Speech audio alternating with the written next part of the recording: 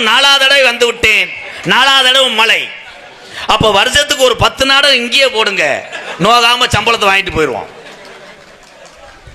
அங்கிட்டு கைதட்டுதார்கள் என் தாய்மார்கள், என் தம்பிகள் கைதட்டுறாங்க. எதற்காக அவங்க பின்னாடி உட்காந்துருக்காங்க?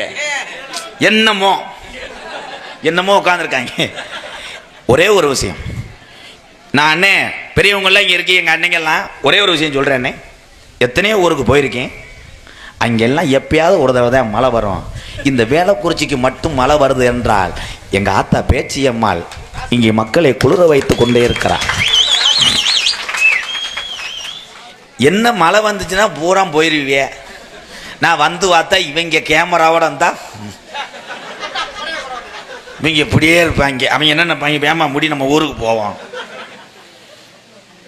நீங்கள் எல்லாம் சிரித்து கொண்டே இருக்கணும். என் தம்பி எல்லாம் 2 வீலரில் வந்த ஆளுகெல்லாம் கை தூக்குங்கப்பா. ஆனால் நான் சொன்னால் என்ன வேணாலும் சரியில்லப்பா. எல்லாரும் இப்போ 2 வீலர்லாட்டா வர முடியும். பாண்டியன் எக்ஸ்பிரஸை திருப்பி விட்டா ரிவல்ஸ் எடுத்து வர முடியும். சரி, இப்போ சொல்றேன், மாட்டு வண்டி வந்தாலாம் கை தூக்கு. தம்பி தம்பி கம்பு கூட்ட மசாலா சிறச்சு விட்டுட்டு அறையவே. அதான்டா என் தம்பி. என் தம்பிகள் என்னையோட அறிவாளி. எப்படி என்றால் என்னை தினசரி நோத்தாங்கம்மான்னு திட்டுறானே, அதே அவன் அறிவாளி. எப்படி உன் மைசெட்டு பாக்ஸை தள்ளிவிட போற, தெருவில் தெரிய போற, ஏற்கனவே உன் முடி வர அப்படியே இருக்கு சேச்சிக்கு மாதிரி.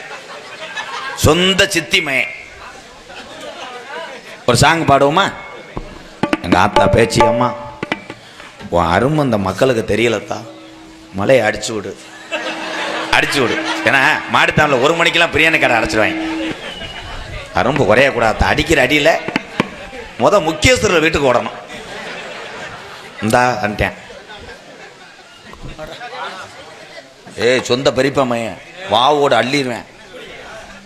வாவோட்டானா கொண்டுருவேன். எங்கள் அண்ணன் வந்துருச்சு.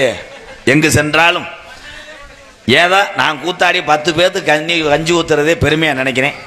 என் தம்பிகள் எங்கள் அன்னைங்கள்லாம் ஒரு ஆளுக்கு உணவு கொடுத்தா கூட நீங்கள் அத்தனை பேருமே நான் வணங்கக்கூடிய கேப்டன் விஜயகாந்த் ஐயாவை நினைக்கிறேன். எல்லாத்தையுமே அவ்வளோதான். நீங்கள் எல்லாருமே நல்லவேந்தேன். என்ன உன் சுழி வேற மாதிரி கிடைச்சாரா? சுழி மொத்தா வீட்டுக்கு எடுத்து போட கேமராவை. அவன் சிரிக்கிறான் பாரு. சொல்லு. சிவகங்கை மாவட்டம்.